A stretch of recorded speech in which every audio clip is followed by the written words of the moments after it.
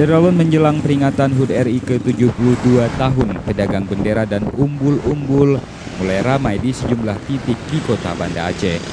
Bahkan, persimpangan jalan protokol tak luput dari sasaran. Kehadiran pedagang musiman ini sendiri sebenarnya sudah dimulai sejak awal Agustus lalu. Momen peringatan Hari Kemerdekaan menjadi kesempatan tak terlewatkan bagi mereka.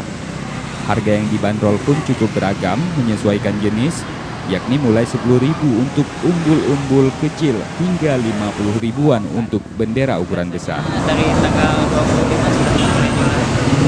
Ini dari pagi sampai sore? Dari jam 8 sampai jam setengah 6. Biasanya Syederalun permintaan mulai meningkat beberapa hari jelang 17 Agustus.